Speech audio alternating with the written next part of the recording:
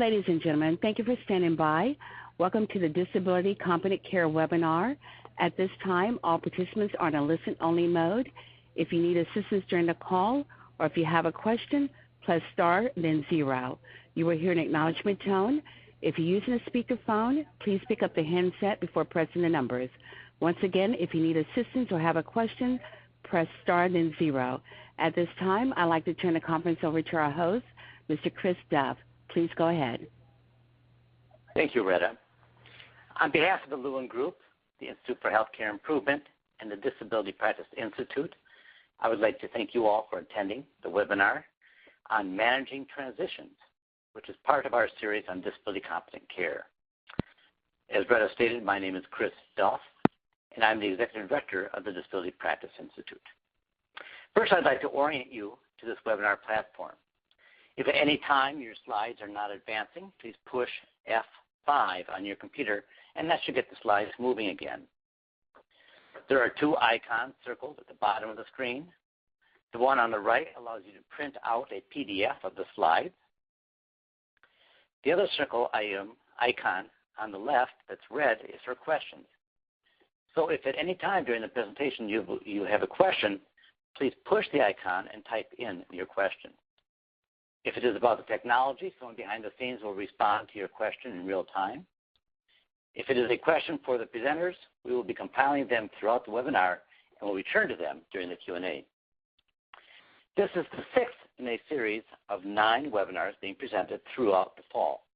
The previous 5 focused on understanding the perspective of persons with disabilities as they experience the healthcare delivery system, and understanding the model of disability competent care and 2 of its key components, person-centered care coordination provided by an interdisciplinary team, and responsive primary care. Today we are focusing on managing transitions, and next week we will focus on coordinating flexible long-term services and support. The series will conclude in early December with presentations on building a disability competent provider network and participant and provider readiness. Each presentation will reserve 15 minutes for Q&A at the end. All webinars are recorded and will be available along with a PDF of the slides at the link on the bottom of each of these slides, www.ResourcesforIntegratedCare.com. We hope you can join as many of these as possible, and we'll forward the information to colleagues you think may be interested in the topics. We will also keep you informed of future webinars and products being produced through this initiative. I would like to step back just a moment to give you the genesis of this series and several other tools for integrating healthcare services for the dual-eligible population. The Lewin Group, along with the Institute for Healthcare Improvement in Cambridge, has a contract with the Medicaid and Medicare Coordination Office, the Centers for Medicare and Medicaid Services, to provide tools and technical assistance to providers that are seeking to integrate care for dual individuals.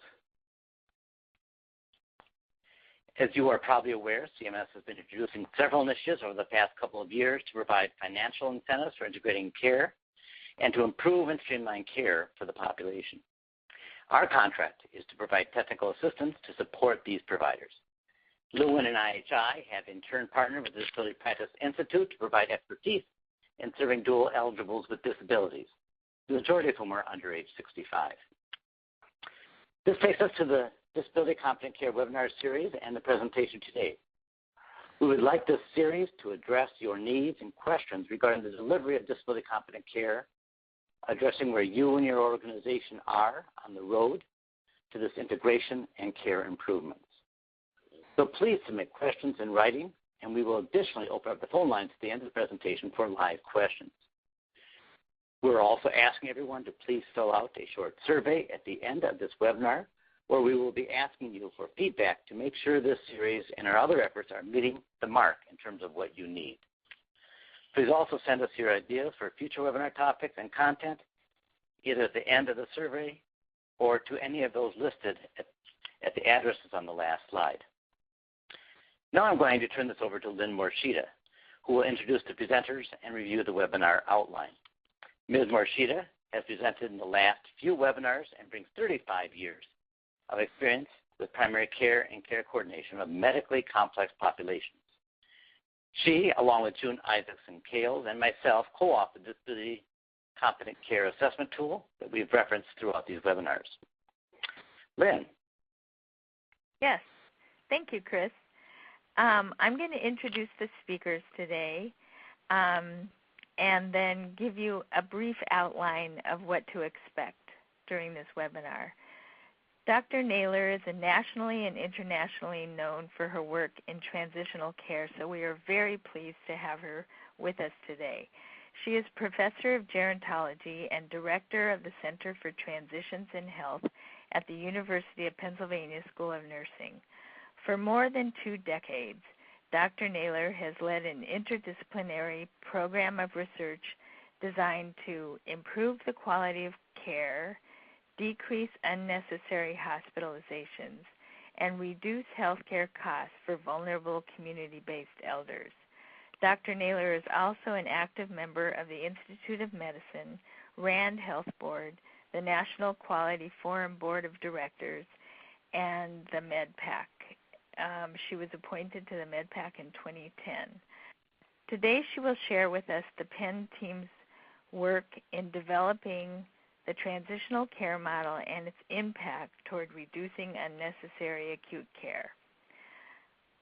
Elizabeth Chapman Shade is an advanced practice nurse with the New Cortlandt Center for Transitions in Health at Penn School of Nursing. Her work at Penn focuses on the implementation of the transitional care model in the patient-centered medical home. She has been an advanced practice nurse for over 25 years, so brings much experience to the project. Dr. Deborah Strelitz earned her medical degree from the Uniformed Services University of the Health Sciences in Bethesda, Maryland. She completed her internship at Tripler Army Medical Center in Honolulu, Hawaii, and her family medicine residency with Scott and White Memorial Hospital in Temple, Texas. She is a diplomate of the American Board of Family Medicine and works at the Bryn Mawr Family Practice Residency Program as teaching faculty with an emphasis on transitional care and geriatrics. First, Dr. Naylor will present the transitional care model, then the research, which has been done mostly on a range of geriatric populations, beginning with older adults with congestive failure and then on to frail older adults. The younger disabled adult population has different expectations which need to be taken into consideration.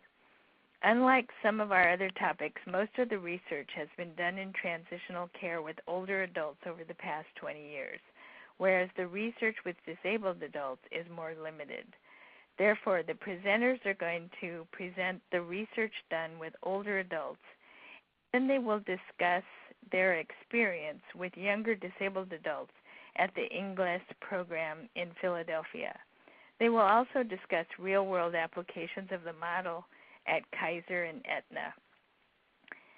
Following Dr. Naylor's presentation, Elizabeth Shade and Dr. Deborah Strelitz will apply the transitional care model in a case study. Then we will follow with a Q&A session. So now I will hand the program over to Dr. Naylor. Thanks so much, Lynn and Chris.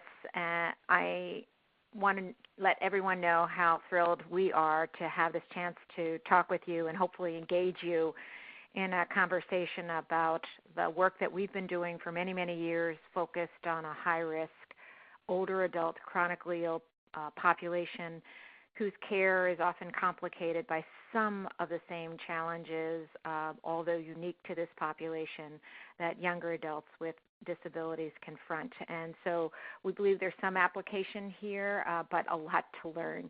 I'm going to start by giving you a sense of how we define transitional care, but let me right at the beginning acknowledge that I'm here today to talk on behalf of a terrific team, teams of scholars and health services researchers from nursing, medicine, social policy and practice, healthcare economics.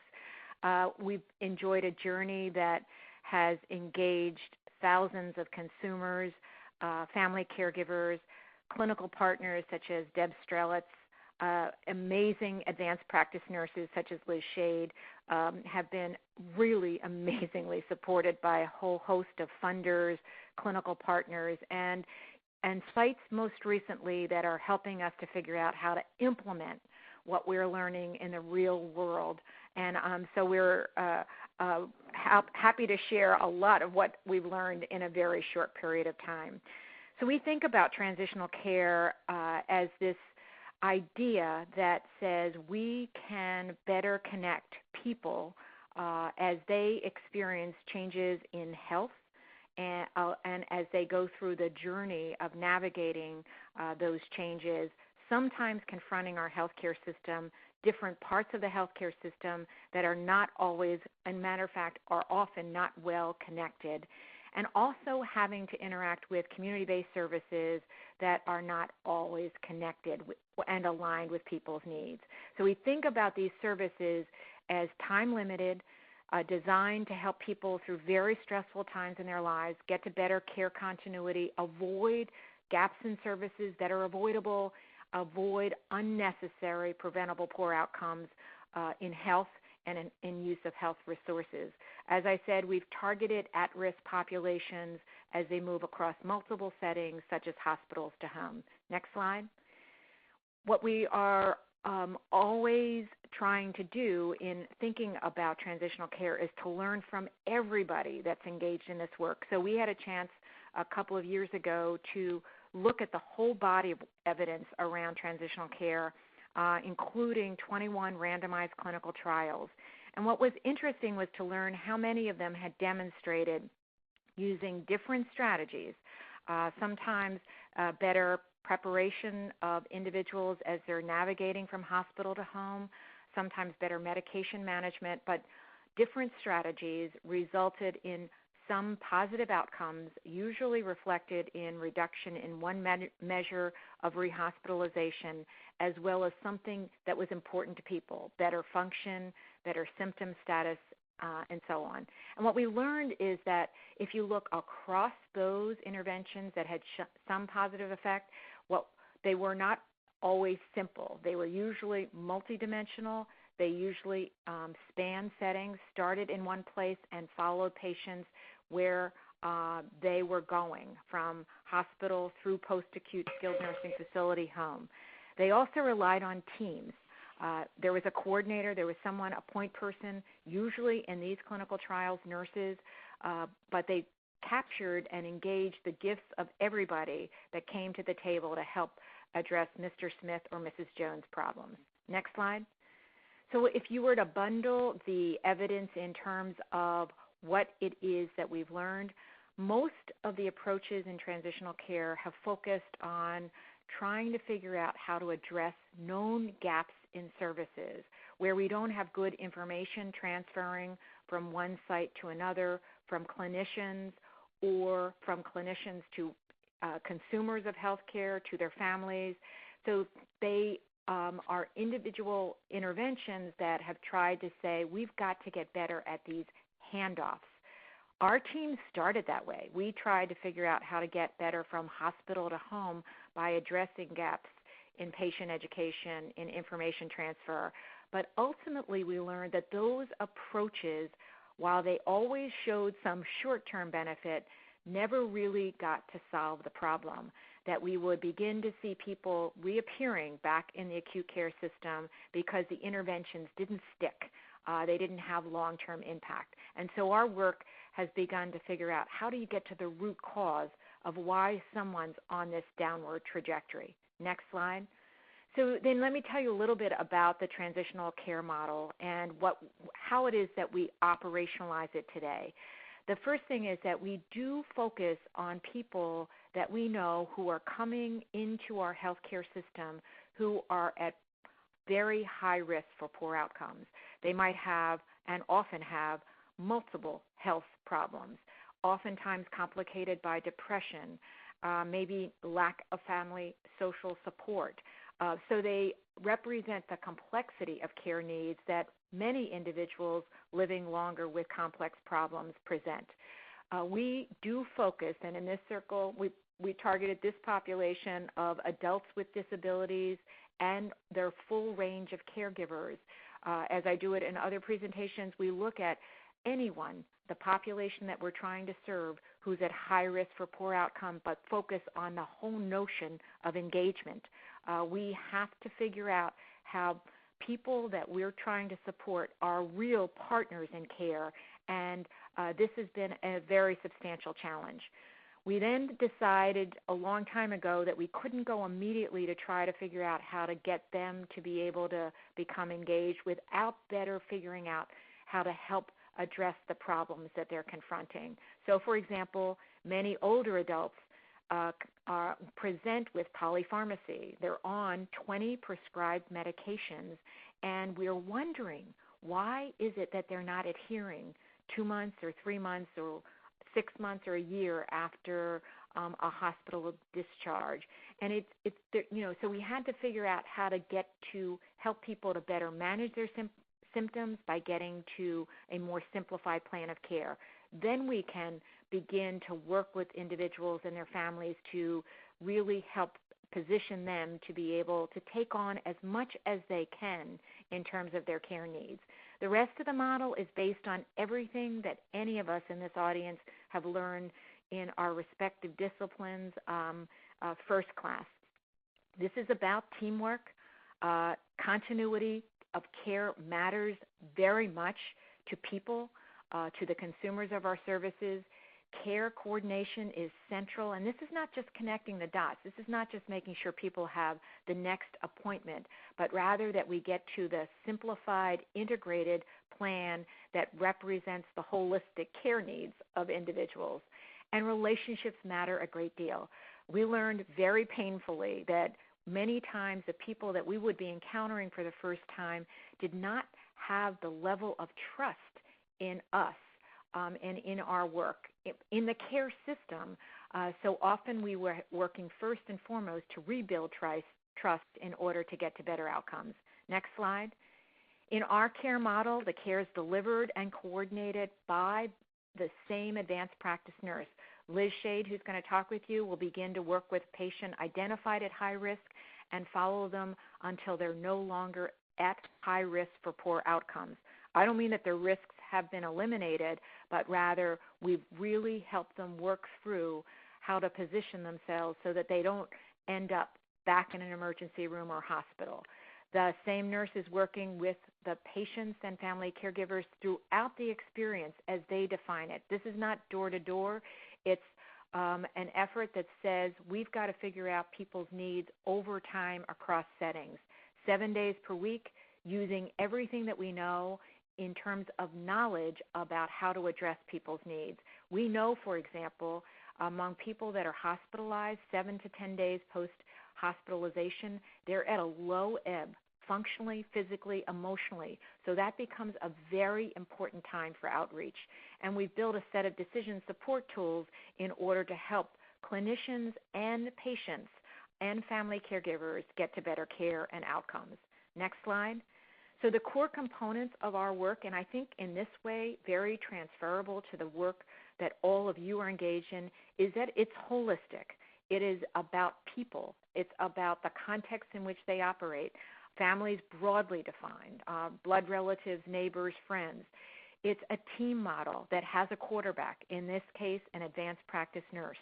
It's guided by everything we know, but it relies very much also on the clinical judgment of clinicians working in partnerships with consumers of care to get it better. It focuses a great deal on trying to make a very complex plan of care in a complex system much more simple for individuals.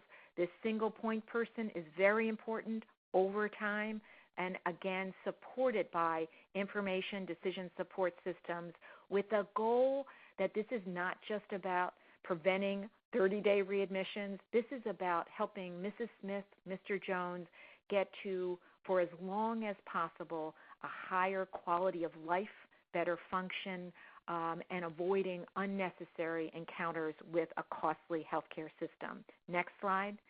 So we had multiple clinical trials that consistently demonstrated we can do it better. we can, against standard care in these randomized trials, get to better health outcomes, get to better care experiences, and in the next slide, we can do that in a way that helps to reduce avoidable hospitalization. So in the next slide, we show how over time we've gotten to better ability to reduce avoidable hospitalizations. In our early work, just at 6 weeks, by the time we finish this stage of our work, we're avoiding hospitalizations for as many people as we can, significant reductions through 12 months. Next slide.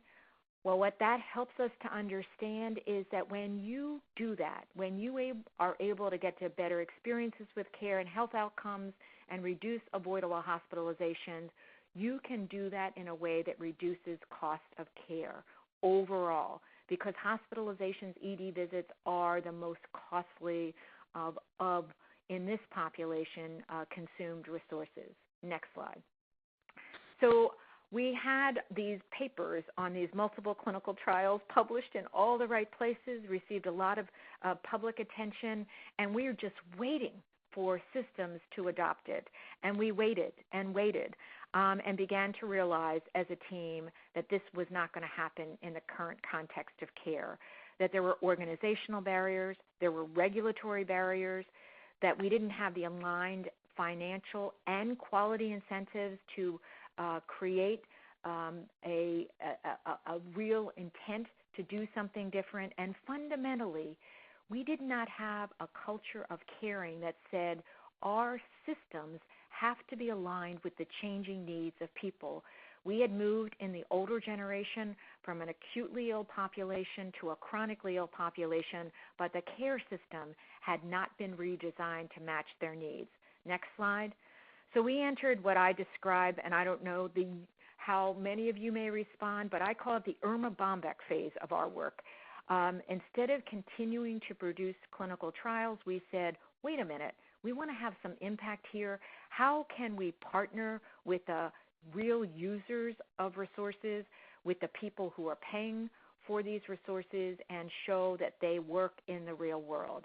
And so our team entered a partnership with Aetna, a major insurer, with Kaiser Permanente Health System, a major deliverer of health services, to think about ways in which we could make evidence work in the real world. The question fundamentally was, could what we had learned in the clinical trials happen in living, breathing, organic systems? And we were very fortunate to have multiple foundations support this effort. Next slide. We had, however, little appreciation of what it was going to take a model of care developed on the East Coast and have it operationalize and work on the West Coast.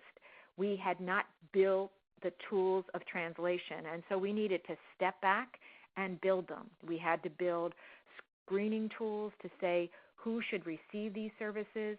We had to build orientation modules, web-based orientation modules to prepare nurses in other systems and indeed teams in other systems to be able to deliver this evidence-based approach. We had to build documentation and quality monitoring systems, a performance improvement system that was standardized, and ultimately, obviously, we had to apply what we did know, which was how to rigorously evaluate now an effort to translate evidence into practice. Next slide. So I'm going to tell you a little bit about what we learned in our efforts specifically with Aetna. And on the next slide, you'll be able to see what were the goals here. We were first to test the transitional care market model in a market that Aetna had defined. In this case, it was the Mid-Atlantic market. We had to work with independent organizational consultants who helped us to understand the challenges in both startup and rollout of evidence-based approaches. We had to present our findings, win, lose, or draw, to Aetna and all the decision makers who were engaged in this work. And then, of course, you don't get funding for anything unless you agree to widely disseminate your findings. So in the next slide, I'll show you what we, fortunately, despite many challenges, legal and regulatory and everything else, we were able to demonstrate in the Mid-Atlantic market, compared to a similar population, high risk, in another Aetna market, that we could get to better care, improvements in quality, improvements in member and patient, physician satisfaction, reductions in all-cause rehospitalizations, and importantly for this insurer, reductions or cost savings that's extended for at least a year. Next slide. So then we think, okay, we've got it. Now you all, everyone will pick this up. We'll go back to building the science. Up to this point in time, all of our work had been with high-risk, chronically ill people who were cognitively intact. We receive a call from the Alzheimer's Association, the head of policy at the time, who said, really, Mary, you and your team have not tackled the really high-risk population. The high-risk population are those that are entering our healthcare system with all of the problems you described, but who also have cognitive impairment as a coexisting health problem. And so with the support of the National Institute of Aging and the Marion S. Ware Alzheimer's Program, we entered a new phase in our work. Next slide. What we did here was we said, could we get to better care and outcomes in comparing the transitional care model to other evidence-based approaches to care? So now this is no longer against standard care, but other solutions that had some evidence base. In one case, we tested just sharing with everybody information about the cognitive findings of the population and sharing it with the nurses and physicians and social workers and discharge planners, everyone that was going to be involved in care, letting them know Mrs. Smith has a diagnosis of dementia, or Mrs. Smith has problems with orientation and recall, or has delirium. So letting them know that very deliberately to see how it would affect their care. And that was shown in one case to work. In another case, a situation, another system, we prepared nurses to be able to work directly with patients with cognitive impairment or to coach their team members. And then we, in a third system, we implemented the transitional care model. And here's what we learned, that we were able to reduce time to first readmission using the transitional care model compared to the other two approaches. Next slide. But we also looked at what were we learning about the timing of our reduction. And so while we were able to reduce all-cause readmissions through 6 months, we saw that the major impact of our intervention was in the first 90 days post-index hospital discharge. And we are now looking at our data and the very deliberate case studies that our nurses collected to understand why did we have such a big impact early on and why did it dissipate over time. Next slide. We also are continuing our work to think about how it is that we can appreciate and understand the effects of transitions among frail older adults. So these are individuals who've begun to receive social support services, long-term services and supports in their homes, in assisted living facilities, or they may be in nursing homes. This is a group, honestly, that we know very little about. Most of the work up until ours has been to try to take a snapshot of what this group needs and their experiences with our care system, with our community-based systems, but we are following a group of 500 English and Spanish-speaking individuals for a couple of years, just tracking their transitions in health, in quality of life, and in their use of services so we can try to get it better. Next slide. So this tells you a little bit about what we're learning. We're learning, for example, that as people begin to receive long-term services and supports, and again, an older adult population, that they're coming into this new world with lots of problems. These represent the percentages of people who report that they are highly bothered by pain, by shortness of breath, by aching. Next slide. This gives you a sense of what we're able to show over time. So here at baseline are the number of people, for example, who had severe depression at the time they began to receive long-term services and support, 11%. By 1 year, we see that that group of those with severe depression has been reduced, but honestly, we haven't dramatically reduced, even now that they have these services, the numbers of people who have moderate and severe depression combined. Next slide. In the next iteration of our work, we're trying to figure out how it is that we can start earlier. So in the next slide, we are able to now tell you about a very important study, how we can begin to work with people in the community and pick those individuals up and try to help prevent them from entering our acute care system. So here is where we are in the next slide, focusing on patients in the community who are part of patient-centered medical homes. We have, for all of our projects now, advisory committees of people that we're trying to influence with our work. And we're comparing the outcomes of the patient-centered medical home when combined with the transitional care model. That is now a new delivery approach to those achieved by the patient-centered medical home alone. And what does that mean? Patient-centered medical homes are these emerging care systems that have decision support, care coordination, a whole host of resources available to them, but have had limited capacity to follow patients, especially their high-risk patients, in a way that enables us as a system to prevent risk from resulting in emergency department or hospitalizations, or if that does occur, to follow these patients throughout that experience as part of the patient-centered medical home model and to bring them quickly back home. So in the next slide, what we're doing is we're collaborating with a set of patient-centered medical homes who have volunteered to say, we're doing something great, we want to get it better. We're focusing our entire intervention on what people define as their goals, not what the healthcare system does. And in this, we could learn a great deal from your work. Our emphasis here is on prevention of acute care resources, or if Mr. Smith is hospitalized, having Liz follow him from the home into the hospital and bringing back home, providing the continuity of care essential. Next slide. So in essence, what our work has been doing is saying, look it, we've got high-risk populations in our society that need a re-envisioned care system. We have tried, and I put in quotes, successfully translated this into practice, and we've been recognized by many, including this Coalition for Evidence-Based Policy, as a top-tiered evidence-based approach. Next slide. We've been working diligently to try to make this happen in real worlds. We're working directly with Aetna to try to expand the use of the transitional care model in their Medicare markets. Our own health system has adopted this evidence-based approach, and we have local insurers paying for it.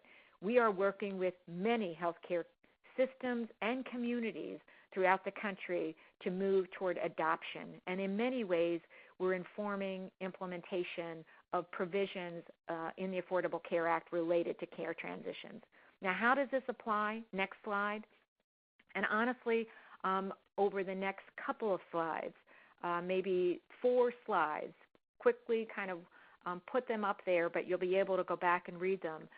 We have been really sensitive to the challenges and issues that you are confronting in each of your respective organizations with consumers with disabilities.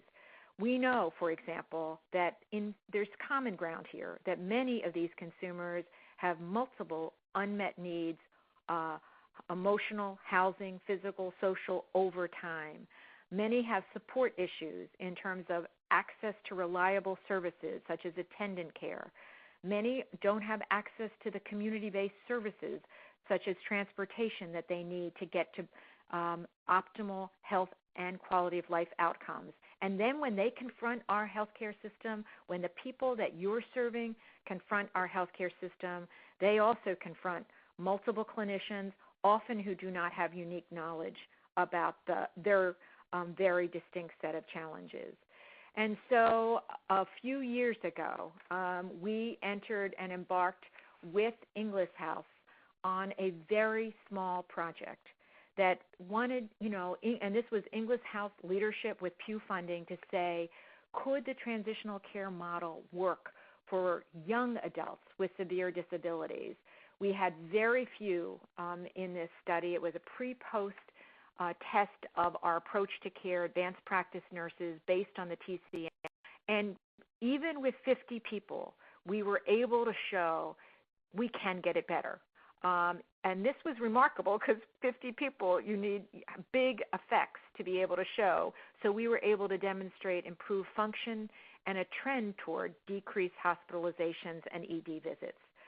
So we've only stepped our toe in this population. Let me quickly go to your case study, Liz and Debbie, so we can then wrap this up and talk with this great audience. Thanks very much, Mary. I appreciate it. I'm going to introduce our case study of Mrs. Smith. I'm Dr. Debbie Strelitz, and I want to say thanks to Mary and the whole transitional care team at Penn for bringing this pragmatic, real transitional care to our office. I just want to say we could enroll 10 patients in the transitional care study, and Mrs. Smith here was our #1 choice. Her trigger event to enter the study was recurrence of UTI. She had more than 3 office visits in the 3 months prior to the onset of enrollment. And as a background, she often presented to our office with very vague complaints, stomach pain, headache. So that's her background. She's a 75-year-old female, dual eligible, Medicare and Medicaid with moderate functional impairment. She's retired from domestic work. She lives alone in Section 8 housing in a 2-story home alone. She had family support in the home, but that was no longer present. She had 1 son and 3 daughters in the local community, but they were not consistently supportive and identifiable to us as a support for her. She did have social support from her church, who visited her weekly. She already had a documented history of non-adherence to her regimen through our primary care office. Her primary care provider was aware that she was non-adherent to general recommendations, but really didn't have any idea about her non-adherence to her prescribed medications. She does have a history of depression. She has 20 chronic medical conditions. Some of these are listed. And she had 18 prescribed medications. And, this is not an unusual case to present. And as I said at the beginning, her PCP was aware that she was non-adherent to recommendations, but had no idea about her non-adherence to these 18 medications. And I'm going to turn it over to Liz to give more details about the case. Thanks, Dr. Strelitz. I worked directly with this patient, and after being oriented about her case, I scheduled a home visit and went in to see her. And as part of the initial visit, helped to identify what her particular individual goals were for our time together, in addition to trying to identify some underlying reasons for her recurrent UTIs. But really, her main goal all focused around the use of her motorized chair and wanting to be able to use that and get it in and out of her house. So what was important to me in working with her was to also help her to understand that in order to make that goal for her come to fruition, we also had to understand how all of her medical needs impacted her social needs and how it all impacted and would work toward her being able to use that motorized chair. So that I identified other health concerns that I had with her and that her physicians had with her to try to streamline her care and to help her to be better managed in order to be able to reach her goal. Next slide, please. So for this patient, the work that I did with her, she was in the Medicare, in the waiver program. So she had a home health aide assigned to her for 4 hours a day. So I engaged the home health aide to work with me and the patient, and the 3 of us always met together for her medical evaluation in her home as well as all of her social needs. We worked to identify how to get the motorized chair fixed and how to get that portion of her plan working. But in addition, we also looked at a lot of her medical needs, so that what I had explained to her was that if she wasn't feeling well, having her motorized chair working wasn't going to be much of assistance to her if she didn't feel up to using it. So it was important for her to understand the interrelatedness of everything involved in this case. Once I was able to gain her trust, she did let me in on some of the ways that she was non-compliant, especially with regards to her medications. So we worked with her primary care provider to streamline her prescription medications and go from 18 prescribed medications to 12. We did a lot of medical education in her home regarding diabetes and bowel and bladder training programs to try to get her diabetes under better control and to also avoid urinary tract infections through a good bowel and bladder program. In addition, she had a lot of difficulty managing all of her medical providers and her follow visits, and that had really fallen by the wayside. So the three of us worked together to come up with a master list of all of her providers, their phone numbers, and all of her appointments. And then finally, because she was at such high risk for falls, I did a lot of fall prevention work with her and her home health aide to reduce that risk. And I'm going to turn this back over to Dr. Strelitz at this time. Thank you, Liz. And issues we all identified to consider after transition when we have taken back our patient into the patient-centered medical home to follow. These patients were as stable as they could be, but in listening to the case, her stability was only a matter of time before one of her disease processes became exacerbated. So what we identified was really the ideal would be to be able to activate a transitional advanced practice nurse or a team early in the disease exacerbation, where we identify them in the office and restart Liz's intervention to keep the person as medically stable in the outpatient setting as possible. The next bullet is continuing to assess the appropriate housing for patients with cognitive impairment, disability, really anything that would drive a change in their housing setting.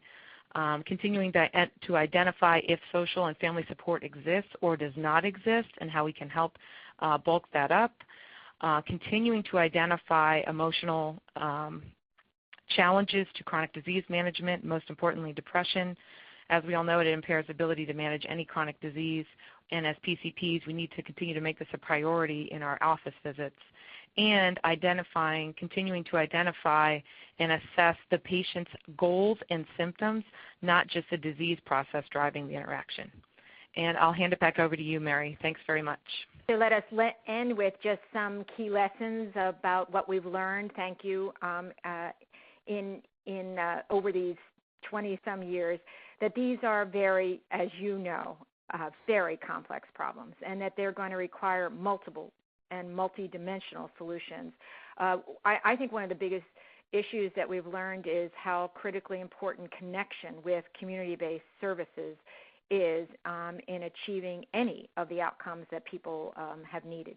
That evidence that we thought was going to be all that was needed was necessary but not sufficient, that we are working directly with our partners in helping them, and I mean healthcare systems. We have a community that has said they want to implement the transitional care model, and working directly with the community to serve people in rural areas to help them along their journey. That change is going to be needed in our structures, in our processes, but most importantly, as you have already taught us through your work, in our relationships with the people we serve. So we've been honestly just blessed to have had so many thousands of patients and family caregivers willing to help us learn so much, along with all of the clinicians. So now let's open it up to you to talk a little bit about what you're learning, and also to hear some of the questions that you might have about our work. Thank you, Mary, Liz, Deborah, and Lynn, for your presentation. It was very interesting, and you've certainly traveled down a long road. We have a lot to learn from you. Retta, would you now open the lines for questions and give direction? Ladies and gentlemen, if you'd like to ask a question, please press star and then 0 on your touch-tone phone. You'll hear an acknowledgement tone. An operator will then take your name and further instruct you. If you're using a speakerphone, please pick up the handset before pressing the numbers. Once again, if you have a question, please press star 0 at this time. And you have, once again, if you have a question, please press star then 0. If you've already given your name to an operator, please press star then 1. One moment, we have a question.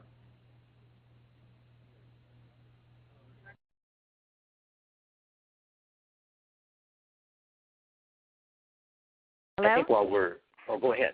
I was going to say I'm watching some of the questions that are emerging. This is Mary, and a number of you have been asking about the actual role of the advanced practice nurses, of people like Liz working with Debbie Strelitz. So first of all, it is a real partnership with patients, families, and communities. In the hospital-to-home model, the advanced practice nurses begin to work with patients, for example, as soon as they are admitted. They work with the care team to do everything imaginable to prevent poor outcomes, even on a 3 or 4 day hospitalization. Functional decline in just a very short period of time is common ground for people, this population of older adults. They begin to help figure out how to work with other team members, with the pharmacist, to say, here's what as you just saw, someone's on 20 medications. How do we get this down to a reasonable number so that we can promote adherence? So they'll work with the team members in the hospital. That same nurse is in the patient's home within 24 hours after transition, knowing that challenges that people experience as they go from 24/7 care to often care by a very frail spouse.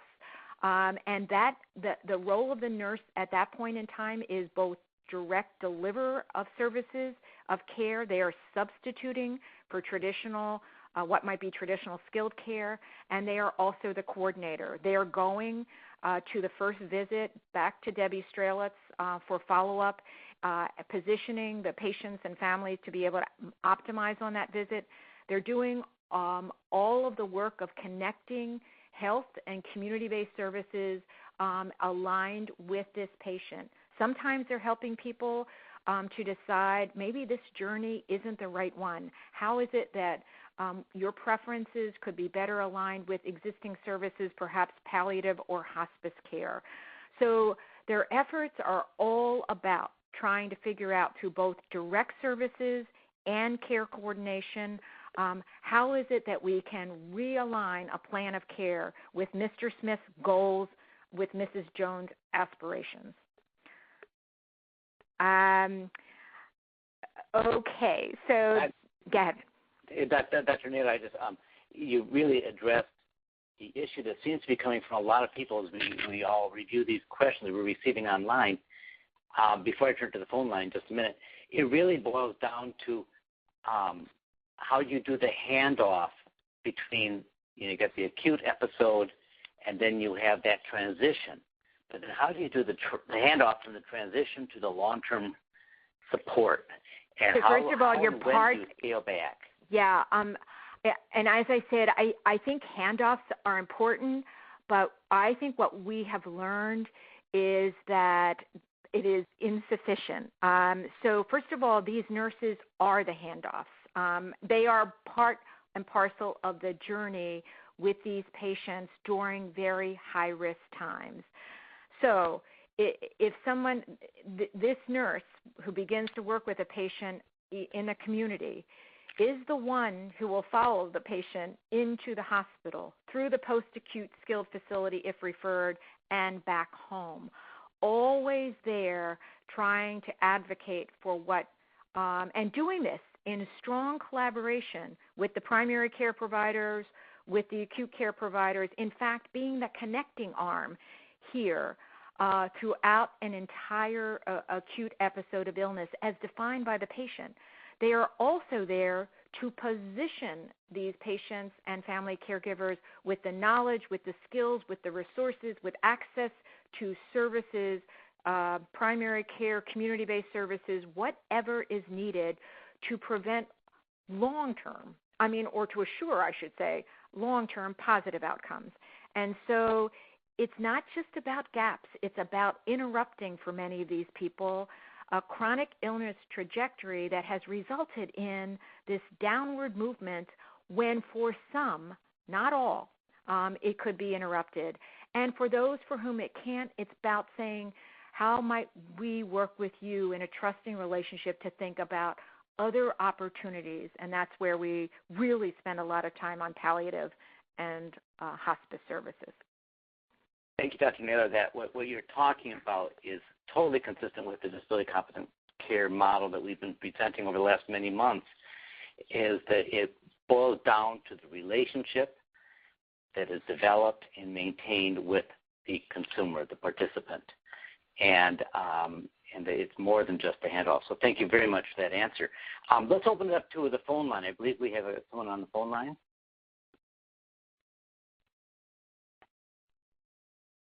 If you'd like to ask a question, please press star and then 0 on your touch-tone phone. Retta, do we have someone? Not at this time, okay. Mr. Then I'll Duff. revert back to the questions we were getting online. And there's a whole bunch of them. May I share everyone here?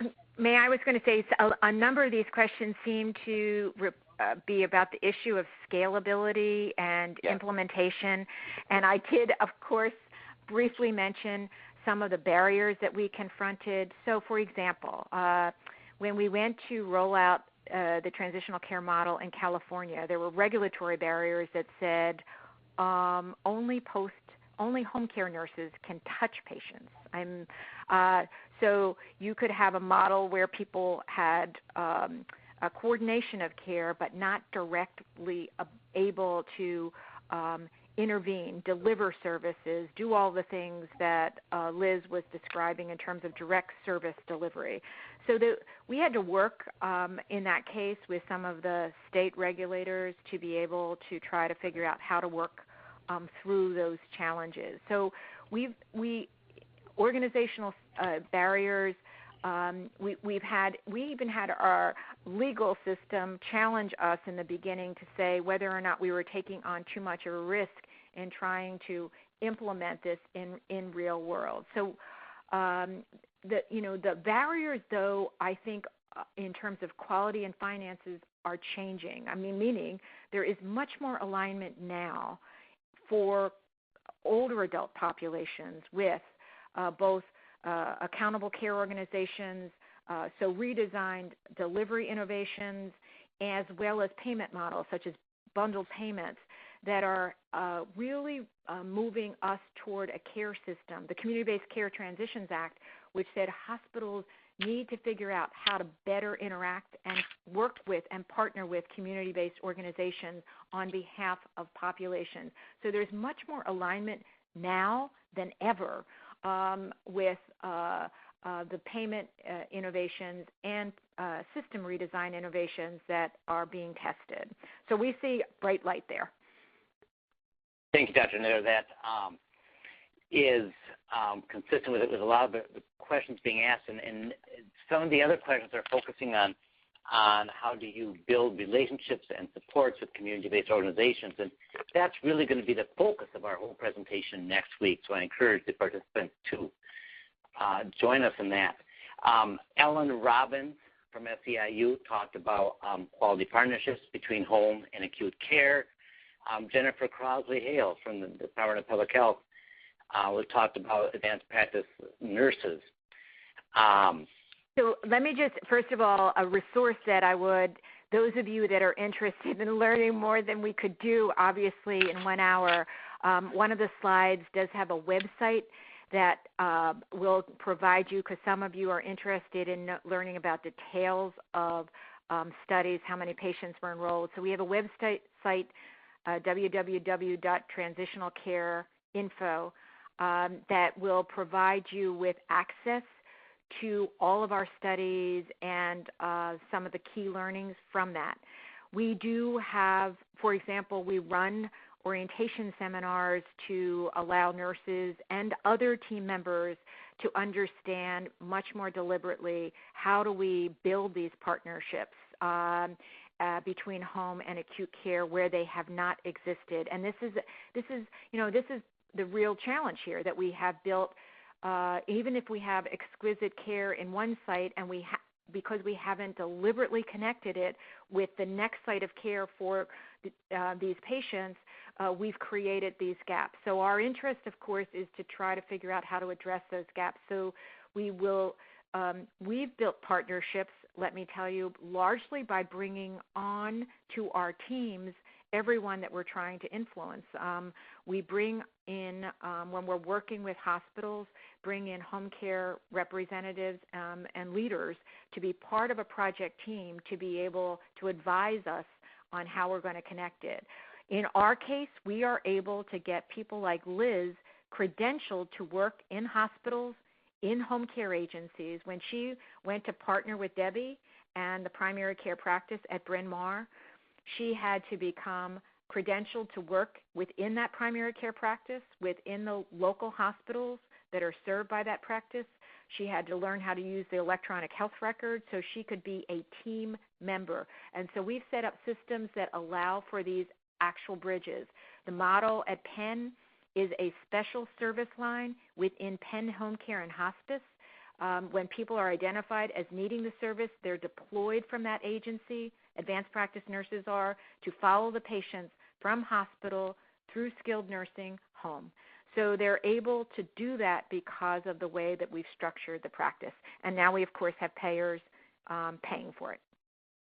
And may I say that looping back to all these webinars, that is the main incentive and reason they're doing all these dual initiatives across the country, these demonstrations, is to start peeling away the barriers to what we all who do hands-on care know are preventing us from meeting Sally and Beth's needs. A lot of it will be done through the integration of funding and resources that's happening through the dual demos. Some of it needs to be done at the state level by Nurses Practices Act. I know in Massachusetts they needed to do some work around what homemakers or personal care attendants were allowed to do. And it really takes a team, as Marion stated, being creative and flexible and identifying the barriers and then figuring out who do you need to get at the table to remove the barriers. One last thing that I'll mention, because I see that time's elapsing. We had a session a couple of months ago. Deb was there. Patients, family caregivers, insurers, people who were measuring care, advocacy groups, all there. And Deb, if I might, your comment. So she said, I don't want to do it the way that we've been doing it in the past. You know, the opportunity for partnerships between clinicians that allow people to get into people's homes and support the work of our healthcare team directly, but all aligned with what people want, with what the recipients of care define as their goals, is extraordinarily challenging but unbelievably rewarding. And patients and family caregivers and clinicians alike said, this is what we have to work toward. So we're honestly delighted to have the chance to talk with you. Actually, you had a chance to listen to us, but we would love to hear if you have any ideas about how we can get it better. We would love to hear from you. Thank you very much, Dr. Naylor and your team. I need to wrap this up at this point. We have received a lot of questions, and we will certainly be following up with them as much as possible. Many of them actually are subjects that we'll be covering over the next several weeks. Some were talking about how do you prepare providers and participants to function and operate in this new world that we're trying to put together. So we will address some of them. We'll respond to all the questions in very short order, and I encourage you to listen into the other webinars we have planned because some of these questions will be addressed at that point also. I'd like to remind you that this webinar and all the previous ones are available online. We have links to all of us on the latter few slides. So if you have follow-up questions you wish to ask, feel free to do so. And the website given at the bottom of each of these slides, we're compiling over time here a really comprehensive list of resources. So all the studies that Dr. Naylor referenced will be linked there. They have a phenomenal website. I've spent some time at it at UPenn, and I think that would be a great resource. As we've learned today, it doesn't take that much to translate care for older Americans to a younger population that may have similar chronic health and issues and barriers. So thank you for participating. I appreciate it very much. Please take a few minutes or a minute or two. It's a very short survey. We'd appreciate your feedback so that we can tailor our presentations and other material going forward. At this point, we'll end the webinar. Thank you very much. Okay, that does conclude our conference for today. Thank you for your participation and for using the AT&T Executive Teleconference Service. You may now disconnect. Speakers, please hold for transfer.